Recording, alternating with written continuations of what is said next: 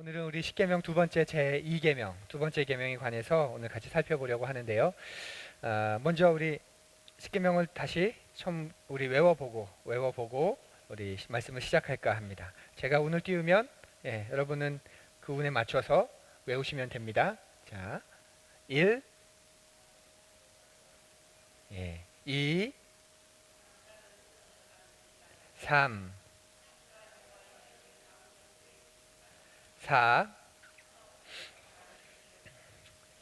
이건 안식일을 거룩하게 지켜라. 긍정의 명령인 것도 기억하시고요. 5, 6, 7, 8,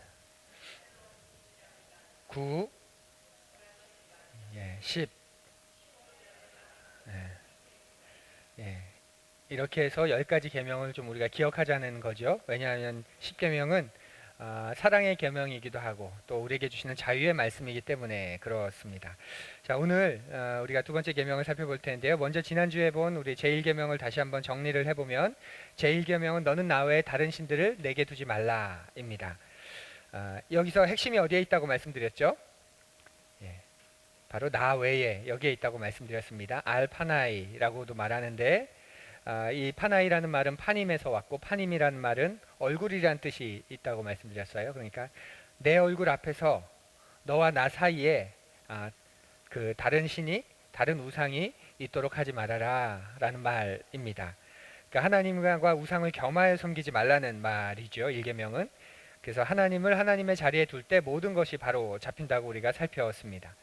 이 1계명은 그런 의미에서 보면 우리가 아등바등 지켜야 겨우 지킬 수 있는 그런 계명이 아니라 하나님이 나 같은 사람을 어떻게 사랑하셨는지, 나를 얼마나 사랑하셨는지를 우리가 알면 알수록 충분히, 당연히, 그리고 쉽게 지킬 수 있는 계명이 바로 이 1계명이었습니다. 자, 그러면 오늘은 두 번째 계명을 우리 보지요. 제2계명은 너를 위하여 우상을 만들지 말라. 이 계명은 굉장히 깁니다. 4계명과 2계명이 특별히 긴데 이 뒤에도 있지만 우리 가장 대표적인 부분을 우리가 살피면 너를 위하여 우상을 만들지 말라.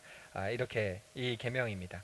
여기서 말하는 우상은 1계명에서 말한 거짓 다른 신, 우상과는 좀 다르지요. 1계명에서 말한 다른 신은 말 그대로 다른 하나님 외에 다른 우상을 말한다면 이 2계명에서 말하는 우상은 형상을 말합니다. 형상, 조각, 이미지 이런 것을 말합니다. 그러니까 1계명은 하나님 외에 참된 신이 없다.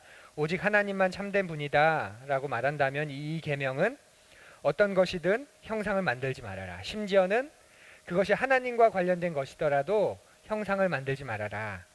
조각을 만들지 말아라. 이미지를 만들지 말아라. 그렇게까지 우리가 확장해서 볼 수 있습니다. 우리가 이렇게 조각, 형상, 이미지 그러면 가장 먼저 떠오르는 게 우리한테 있는데 어떤 게 있죠? 이거 아닐까요? 여기에 핵심이 있고요. 단군상입니다. 제가 어렸을 때만 해도 학교마다 단군상들이 다 있었는데 우리는 우상 그러면 가장 먼저 떠오르는 게 단군상입니다. 그래서 실제로 그리스도인들이 보면 초등학교나 공공장소에 있는 이런 단군상을 부수거나 훼손시켰던 뉴스가 자주 보도되기도 했죠. 왜 그렇게 했느냐 물어보면 열의 아홉은 그렇게 말씀하였습니다. 성경에 보면 또 하나님 말씀에 보면 우상을 만들지 말라고 했다. 저 단군상 우상이니까 그냥 둘 수가 없었다. 이렇게 말을 합니다. 재밌는 건 경북 영주에 한 사건이 굉장히 유명했었는데요. 경북 영주의 초등학교에 그 단군상이 있었는데 꽤 오래전 이야기입니다.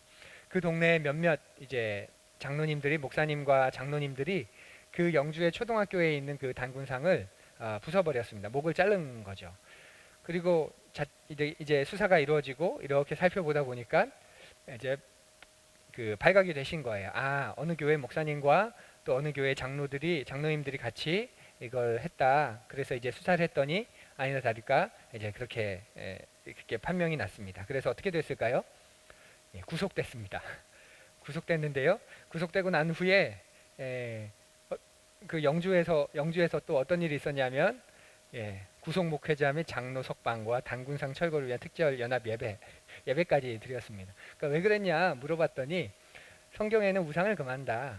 그래서 우리가 했다. 또 몇 가지 더 이유가 있었습니다. 초등학교라는 공공장소에 특정한 어떤 신상을 저렇게 만들어주는 게 옳으냐, 그런 뭐 이야기도 있었지만, 그러니까 우상 그러면 우리에게는 이런 신상들이 많이 떠오릅니다.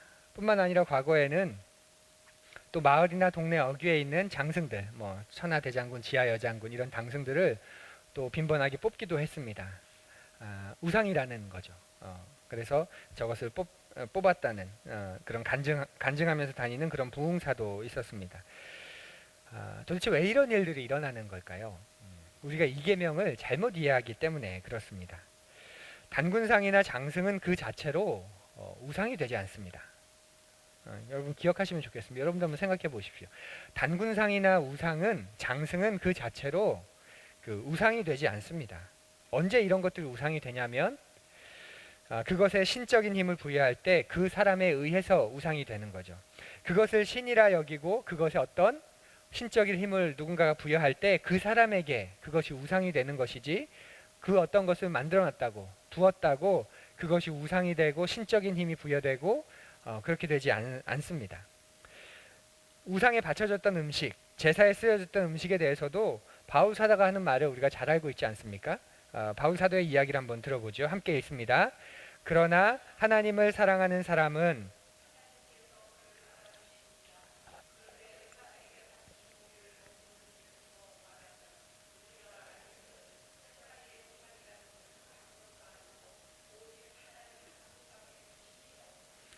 고린도 교회에 오늘 한국 사회처럼 여전히 제사에 드렸던 음식을 먹어야 되느냐 말아야 되느냐, 그 문제를 가지고 고린도 교회에 굉장히 논란이 있었던 겁니다. 바울이 그 편지를 쓴 거예요. 먼저는 눈을 열어줍니다. 세상에 우상이 있냐 없냐? 우상이 없다. 우상은 말 그대로 우상이다. 만들어낸 가짜인 거죠. 하나님 외에 참된 신은 없다. 오직 하나님만이 참된 신이다. 아니 세상에 우상이라는 것이 없는데, 우상이 가짜인데 그 우상에게 드렸던 음식이 그 뭐 그렇게 대수겠냐, 이렇게 눈을 먼저 열어줍니다.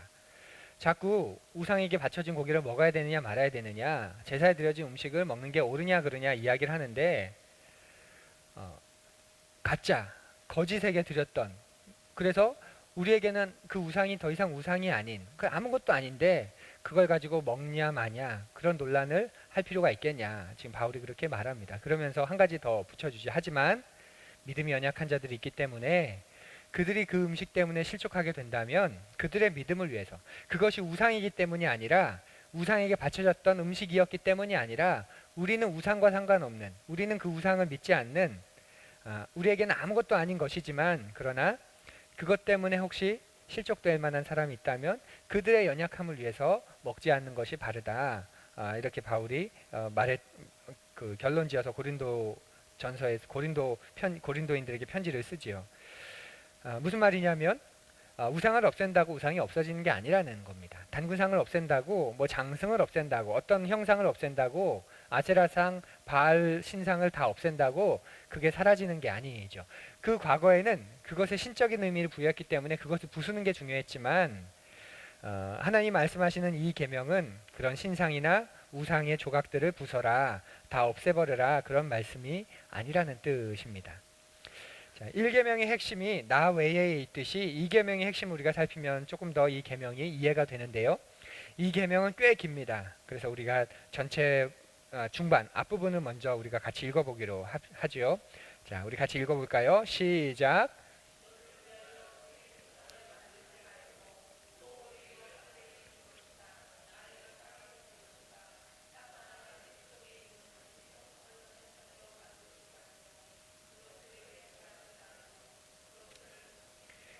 이게 4, 5, 6절 이제 세 절에 이 계명이 나오는데 5장 중반까지 전반부입니다.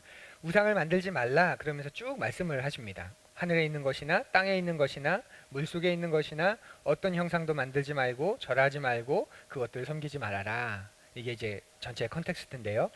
이 계명에서 강조점이 어디에 있냐면 바로 여기에 있습니다. 섬기지 말아라, 여기에 있습니다. 우상을 만드는 이유는 만들어서 그걸 섬기기 때문에 그런 거죠. 그러니까 섬기지 말아라, 여기에 초점이 있습니다. 그러니까 하나님을 섬기되 하나님이 명령하는 방식으로 그 하나님을 섬기라, 우리가 그렇게 이해할 수 있습니다. 왜냐하면 이 계명은 하나님에게도 적용되는 개념이거든요. 나를 믿을 때 내가 말하는 방식으로, 내가 너희들에게 요청하는 방식으로 나를 섬겨야지, 너희들이 보기에 좋은 방식으로 우상을까지도 만들어 놓고 나를 섬기지 말아라, 이런 뜻이 되는 겁니다.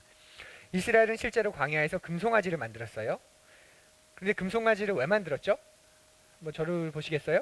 이스라엘이 광야에서 금송아지를 왜 만들었죠? 하나님을 안 믿고 금송아지를 섬기기 위해서 만들었을까요? 아닙니다. 하나님을 더 잘 섬기기 위해서 만들었습니다. 이스라엘 백성의 말을 한번 들어보십시오. 아론이 그들의 손에서 금고리를 받아 부어서 조각칼로 새겨 송아지 형상을 만드니 그들이 말하되 이스라엘아 이는 너희를 애굽 땅에서 인도하여 낸 너희의 신이로다 하는지라. 분명히 나오죠. 왜 만들었냐면 지금 모세가 하나님을 만나러 시내산으로 올라갔어요. 그리고 안 내려와요. 이 광야가, 이 시내산의 생활이 지금 어떻게 진행되는지 지금 이스라엘이 두려워지기 시작했습니다. 유일하게 모세를 통해서 그 하나님을 만났었는데 그 모세가 지금 부재하고 있는 상황이죠. 그러다 보니까 불안해진 이스라엘 백성들이 아론에게 말하면서 우리가 하나님의 백성인데 그 하나님을 좀 우리에게 보여달라. 우리가 좀 그 하나님을 좀 보고 담대해질 수 있는, 그렇게 하나님을 잘 믿을 수 있는 길을 열어달라, 그렇게 요청합니다. 그러면서 금송아지를 만들게 되고 바로 우리를 애굽 땅에서 인도해낸 여호와 하나님, 바로 이분이다, 이렇게 말하는 겁니다. 그러니까 금송아지를 왜 만들었냐면 하나님을 더 잘 믿고 싶어서, 지금 하나님이 안 느껴지는데 그 하나님을 잘 느끼고 싶어서 만든 게 금송아지입니다. 하나님 대신에 다른 우상을 믿으려고 만든 게 아니라는 거죠. 하나님을 더 잘 믿으려고 금송아지를 만든 거예요. 그런데 결과적으로 보면 하나님은 굉장히 진노하시죠. 출애굽기 32장쯤 가면 이 사건을 하나님은 굉장히 진노하십니다. 하나님 그럼 왜 진노하셨을까요? 하나님을 안 믿으려고 만든 게 아니라 더 잘 믿으려고 만든 건데 왜 그걸 보시고 하나님은 진노하셨을까요? 금송아지죠? 이 금송아지가 마음에 안 들어서 그러실까요? 하필 왜 금송아지냐, 이런 걸까요? 제가 이제 연예인 닮은 사람이 몇 명 있는데요. 그쵸? 요즘 여러분 떠오르는 사람이 있습니까? 제가 누구를 닮았냐 그러면 한때 이 양반을 많이 닮았다고 하더라고요. 축구선수 이찬수죠. 이천수죠. 이찬수는 목사님이고 축구선수 이천수인데요. 고맙습니다. 굉장히 기분이 좀 안 좋더라고요. 좀 닮기는 닮은 것 같은데 기분이. 하나님도 그런 의미일까요? 야, 하필 왜 금송아지냐, 사자 정도 되면, 이런 사자 정도 되면, 나니아 연대기에서는 하나님을 사자에 묘사하는데 사자 정도 되면, 혹은 독수리 정도 되면 내가 양해를 하겠는데 하필 왜 금송아지냐, 송아지냐, 이런 보잘것없는, 당시에는 이 송아지가 사자와 같은 그런 상징이었습니다. 1년생 된 송아지, 그러니까 힘의 상징이었죠. 그러니까 그렇게 이제 만든 건데 우리의 입장에서 보면 보잘것없는, 그래서 하나님이 그런 의미로 이스라엘 향해서 진노하신 걸까요? 아닙니다. 하나님이 진노하신 이유는 이스라엘이 하나님을 위해 형상을 만든 순간 어떤 일이 일어났는지를 생각해 보면 됩니다. 이스라엘이 금송아지를 하나님이라고 말한 그 순간 어떤 일이 일어난 줄 아세요? 그때부터 이제 하나님은 더 이상 금송아지보다 클 수 없게 됩니다.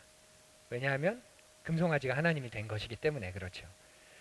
그리고 이제부터는 하나님보다 금송아지 상을 더 신뢰하고 더 믿고 하나님께 순종하면서 내가 그리스도인, 내가 이스라엘이라고 고백하지 않고, 금송아지를 만든 그 순간부터는 이제 자기들이 이스라엘이라고 어떻게 고백하냐면 그 금송아지를 잘 닦고 깨끗하게 관리하고 좋은 곳에 두고, 그리고 그 금송아지를 잘 꾸미면서 내가 하나님을 잘 섬기는 이스라엘이다, 이제 그렇게 말하기 시작합니다. 그래서 하나님께서 하나님을 위해서라도 우상을 만들지 말라고 말씀하는 거죠. 하나님을 순종함을 통해서 이스라엘을 증명하여야 되는데 이제는 이 금송아지를 누가 만든 그 순간부터 누가 가지고 있느냐, 이 금송아지가 어느 땅에 있느냐, 어느 지파에게 있느냐, 어느 가문에 있느냐, 그리고 그것을 가지고 이제 삶의 위안, 삶의 안정성을 삼게 됩니다. 금송아지를 만든 이스라엘이 이제 하나님을 어떻게 섬길까요? 하나님의 뜻에 순종함으로 자신들이 하나님의 백성이라 여기지 않고, 말씀드린 것처럼 이제는 금송아지를 깨끗하게 닦고 안전한 곳에 두고 금송아지를 아름답게 치장하면서, 그리고 그 금송아지를 둘러서 보면서 감탄하고 노래를 부르면서 우리가 하나님의 백성이다 이제 그렇게 이야기하고 말하기 시작하게 될 것입니다. 사람들이 하나님의 신상을 만든 건 분명 하나님을 섬기지 않겠다는 뜻이 아니라 하나님을 섬기겠다는 의미이지만, 그러나 그 하나님을 섬기되 내 방식대로, 하나님의 방식이 아닌 심지어 하나님이 금하셨더라도 그 내 방식대로 하나님을 섬기겠다는 자기 중심성의 표현입니다. 그 욕심이 반영된 것이죠. 저는 법칙이라는 말을 좋아하지 않습니다. 그래서 제가 이제 말씀을 나눌 때 보면 말씀의 제목, 설교의 제목에는 법칙이라는 말이 아마 평생 한 번도 안 들어갈 겁니다. 저는 법칙이라는 말을 굉장히 좋아하지 않습니다. 법칙이 되는 순간 어떤 일이 발생하는 줄 아세요? 이제는 하나님보다 그 법칙을 더 따르게 됩니다. 신앙이 성숙하는 3가지 법칙, 기도 응답을 받는 7가지 법칙, 믿음의 삶으로 나아가는 2가지 법칙. 도움이 주는 것은 사실이지만 그 다음부터 어떤 일이 생기냐면 하나님보다 그 법칙을 더 따르게 됩니다. 때로는 하나님마저도 그 법칙을 따라야 한다고 우리가 항변하게 됩니다. 더 이상 하나님이 전능하시고 절대적인 분이 아니라 내가 신뢰하는 그 법칙 안에서 내가 이제 하나님을 주무를 수 있고 요구할 수 있고 다룰 수 있는 분이 돼버리는 거죠. 그때부터는 이제 하나님을 신뢰할 필요가 없는 거예요. 왜냐하면 그 법칙대로 하면 되는 거거든요. 법칙대로. 간혹 신앙에 대해서도 법칙을 말하는 분들이 계신데 정말 그런지 저는 늘 의문입니다. 정말 그렇게 하면 기도응답이 될까? 정말 그렇게 하면 목회가 성공할까? 정말 그렇게 하면 문제가 해결될까? 성령 충만해질까? 솔직히 자신이 없습니다. 그렇게 법칙이라고 말할 수 있을까 할 만큼. 가정 상담을 하는 분들이 행복한 가정, 행복한 관계에 대해서 여러 가지 이야기를 하면서 부부간의 대화가 성공하는 10가지 법칙, 또 남편을 웃게 하는 7가지 법칙, 아내의 마음을 돌리는 그런 이야기를 굉장히 상담하는 분들이 특별히 많이 이야기하는데, 그런데 그 법칙대로 해도 안 되는 게 되게 많더라고요. 여러분들은 다 되시던가요? 그렇게 하면 된다고 하는데, 그런데 그렇게 해도 안 돼요. 근데 낙심이 되는 게 뭐냐면 문제는 거기에 있는 거죠. 하나님이 작아서 그렇게 해봤는데 하나님이 작아서 가 낙심이 되는 게 아니라 법칙이라 믿었던 게 더 이상 효력을 발휘하지 않으니까 낙심이 돼요. 하나님은 여전히 크신데 그 하나님은 변함이 없는데 그 하나님 때문에 힘을 얻어야 되는 게 아니라 내가 믿었던 그 법칙이 더 이상 효력을 발휘하지 않으니까 그때부터 낙심하게 되는 거지요. 그게 우리가 우상을 만든 것의 함정입니다. 조각이나 형상뿐만 아니라 어떤 대상, 어떤 것을 절대하게 될 때 우리가 빠지게 되는 함정이 바로 거기에 있습니다. 교회가 일정 규모 이상이 되어가는 것 자체가 결코 나쁜 것이 아니죠. 하지만 교회가 감당할 수 없는 만큼 커져버리는 그 순간 그 교회는 우상이 되기 쉽습니다. 대형 교회의 문제가 무엇일까요? 하나님보다 그 교회의 브랜드, 이미지, 간판이 더 중요한 것 아닌가요? 하나님보다 그게 더 소중해져 버리는 거죠. 작은 교회는 문제가 생겼다고 하면 한국교회 평판을 위해 혹은 자신의 연약함을 위해 인정하고 겸손히 받습니다. 그런데 교회가 대형화될수록 세상이 비상식적이라고 하는데도, 심지어는 교회 내부에서도 그건 바르지 않는 거야 라고 말하는데도 오히려 자기의 의의를 더 내세웁니다. 교회가 커지는 순간 그 교회가 주는 힘, 명예, 권력, 재력이 우상이 돼버리는 거죠. 이제는 하나님조차도 그 교회를 건드려서는 안 되는 게 됩니다. 대형교회의 또 다른 문제가 무엇일까요? 자신들이 그런 업적을 이루기까지의 경험을 절대시한다는 거예요. 그래서 세미나를 합니다. 근데 그 세미나를 하면 하나같이 절대 권력을 가지고 있는 그 목회자의 목회 경력, 목회 경험, 목회 방법, 목회 가치, 목회 방향, 그것을 다 고스란히 받도록 말합니다. 똑같이 따라하게 합니다. 그러면서 이제 또 다른 프랜차이즈 같은 그런 교회들이 생기는 거죠. 교회를 나누면서 혹은 지교회나 분립하는 것은 굉장히 좋은 방법이지만 그 교회 그대로 존재하게 해주는 게 아니라 이 스피릿과 이 정식을 고스란히 이어받게 한다는 것은 그런 의미에서 여러 가지 문제가 있습니다. 제가 교회를 개척 준비하면서 작은 교회 목사님들 정말 많이 만나봤거든요. 왜냐하면 내가 시작하는 교회는 작은 교회일 것 같으니까. 그분들이 공통적으로 하시는 말씀이 있었습니다. 뭔지 아세요? 작은 교회 목사님들을 만나서 교회를 개척하려고 하는데요. 이러면서 목사님 어떠신가요? 또 제가 뭘 좀 염두하고 준비하고 또 어떤 걸 조심해야 될까요? 물어봤을 때 그런 목사님들이 이야기 끝에 공통적으로 하는 말씀이 있습니다. 뭐냐면 하나님이 허락하시는 만큼만 해야죠. 이렇게 이야기를 하시더라고요. 그런데 교회가 클수록 어떤 고백을 할까요? 하나님이 허락하시는 만큼만 이 교회에서 사역해야지. 아니죠. 내가 이제까지 어떻게 고생했는데 이렇게는 못 물러나지. 문제가 생겼을 때 작은 교회 목사님들은 제가 부족해서 제가 모자라서 그럽니다. 근데 교회가 클수록 목사님들은 주의 종을 흔들지 말아라 그렇게 말합니다. 교회를 은퇴할 때 작은 교회 목사님들은 하나님이 누구라도 보내주셔서 교회를 계속 세워주신다면 참 좋겠다. 누가 와도 나보다 잘할 텐데 하나님이 보내시는데 어련히 알아서 잘할까? 그런 마음이 있다면 교회가 클수록 대형화될수록 내가 어떻게 세웠는데 아무나 오면 안 돼. 나를 잘 승계할 사람이 와야 돼. 이렇게 말합니다. 하나님을 위해 세운 교회가 하나님보다 더 커지게 되면 우상이 될 수 있는 그런 부분이죠. 아주 보수적인 신학자인 마이클 호튼이 현대인들이 가진 세속적인 믿음도 우상이 될 수 있다. 우상이다. 이렇게 말했습니다. 현대인들이 가진 세속적인 믿음들도 우상이다. 그래서 이분이 말하는 세속적인 믿음은 어떤 것이냐면 이런 것입니다. 체험을 믿는 믿음, 사랑을 믿는 믿음, 자아를 믿는 믿음, 행복을 믿는 믿음.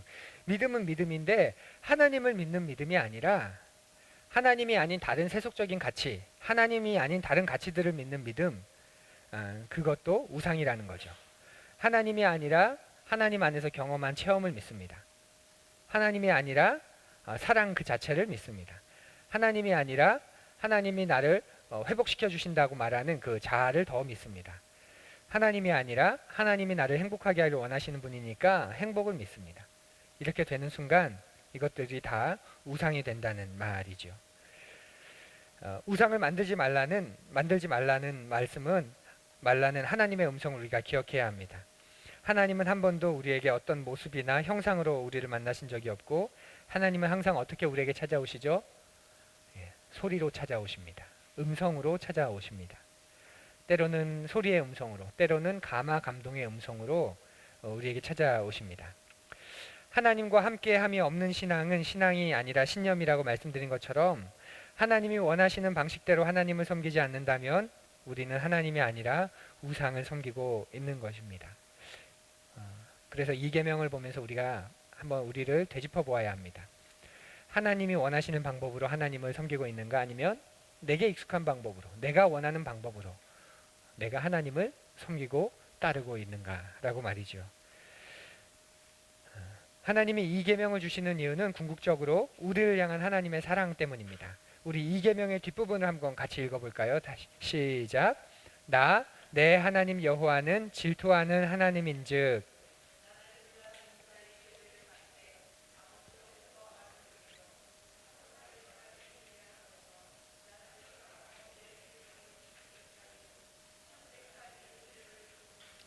네, 이 후반부 이 계명의 후반부에서는 하나님이 이제 왜 그걸 금하셨는지에 대한 이유를 이렇게 말합니다. 이유가 뭐냐면 질투하는 하나님이라는 거예요. 질투하는 하나님.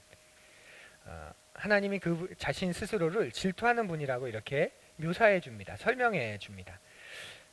근데 질투를 언제 하는 줄 아세요? 질투는 사랑할 때 하게 됩니다. 사랑할 때. 상대방에 대한 사랑이 있을 때 우리가 질투하게 되죠.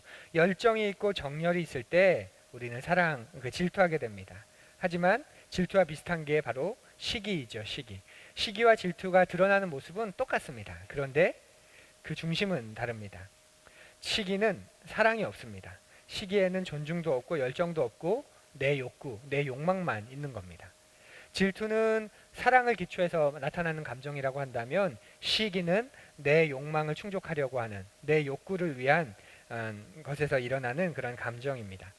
하나님은 시기하시는 분이 아니라 질투하시는 분인 거예요. 그래서 어떤 것이라도 심지어는 하나님을 대신해서라도 우상을 만들지 말라고 합니다. 너희들의 사랑과 경배와 예배를 받아야 되는 건 나 하나님이지 저 신상 그것이 설사 나를 위해 만든 것이라 하더라도 그것이 아니다 라고 말하는 것이지요. 우리를 향한 열정, 계획, 목적, 가치를 가지고 계신 분이 바로 하나님입니다. 그렇게 우리를 지독히도 사랑하시는 분입니다. 하나님은 저와 여러분에게 무관심한 분이 아닙니다. 그것을 그렇게 표현하시는 분이죠. 그런데 어떻게 표현하시냐면 이렇게 표현하십니다. 3, 4대까지, 1000대까지. 나를 사랑하고 내 계명을 지키면 내가 1000대까지 은혜를 베풀지만 내가 질투하는 하나님인데 너희들이 내가 원하는, 내가 너희들에게 요청한 방식으로 나를 섬기지 않는다면 1000대까지, 3, 4대까지 그 죄를 갚을 것이다. 저주가 임하게 될 것이다. 심판이 임하게 될 것이다. 이렇게 말합니다. 이 말을 우리가 어떻게 이해하냐면 이렇게 이해하면 됩니다. 3, 4대까지 벌이 임한다. 이 말은 당신은 오늘날처럼 오늘날과는 좀 다르게 대가족 제도입니다. 그러니까 3, 4대가 같이 살았어요. 할아버지와 그 아버지와 그 아들이 같이 살았습니다. 또 장수하는 분이 계시면 4대도 같이 살았었죠. 당신은 그런 사회입니다. 그러니까 누군가가 죄를 범하였으면 당연히 그 가족이 다, 그 3, 4대가 다 영향을 받게 되는 거죠.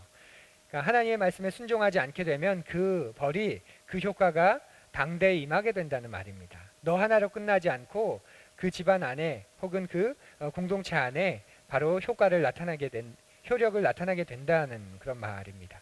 그에 반해서 하나님을 사랑하고 하나님의 계명을 지키며 사는 사람에게는 1000대까지 은혜가 베푼다. 이 말은 어떤 뜻일까요?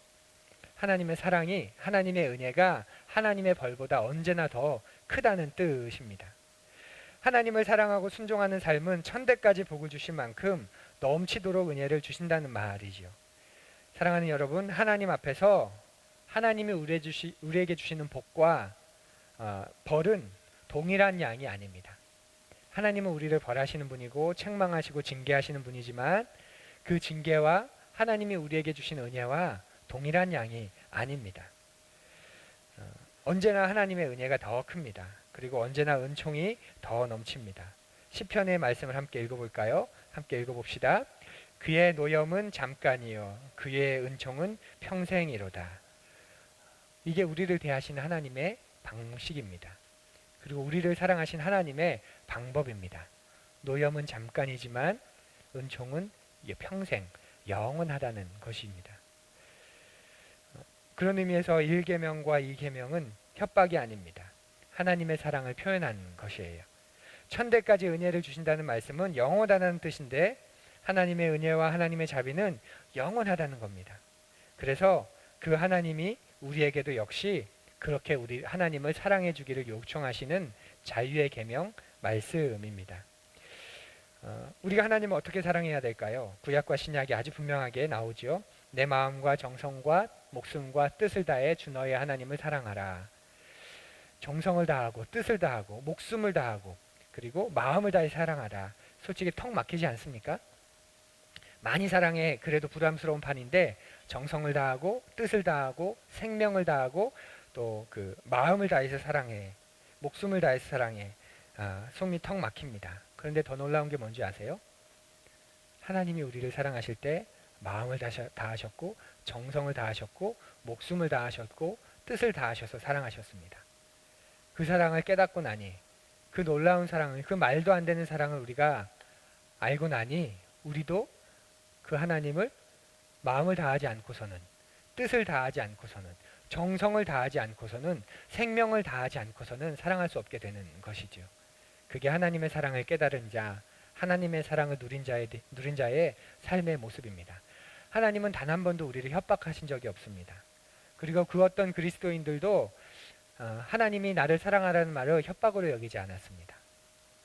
그 사랑을 깨닫고 나니까 먼저 그렇게 베풀어 주신 놀라운 사랑을 경험하고 나니까 내가 그 하나님 앞에 어떻게 그렇게 살지 않겠는가 그렇게 앞서 삶으로 나아갔습니다. 십계명 속에서 우리가 딱딱한 의무와 율법이 아닌 놀라운 하나님의 사랑을 보기를 간절히 원합니다. 그리고 하나님이 우리를 사랑하신 것처럼 우리도 그렇게 하나님을 사랑하는 그런 삶의 질서가 또 삶의 깊이가 풍성해지기를 간절히 원합니다. 우리는 말도 안 되는 사랑을 받은 사람입니다. 세상이 도무지 줄 수 없는 사랑을 받은 사람입니다. 해할 수도 없고 끊을 수도 없고 변질시킬 수도 없는 내가 하나님을 아버지라 고백하는 그 순간 내 모습이 아무리 형편없다 할지라도 하나님은 그 사랑을 거두지 않는다고 우리에게 약속하시지요. 그런 하나님의 사랑에 감격하면서 하나님을 하나님으로 섬기는, 하나님 외에 다른 것을 하나님과의 사이에 두지 않는 그런 저와 여러분 되기를 간절히 고대합니다. 기도드립니다.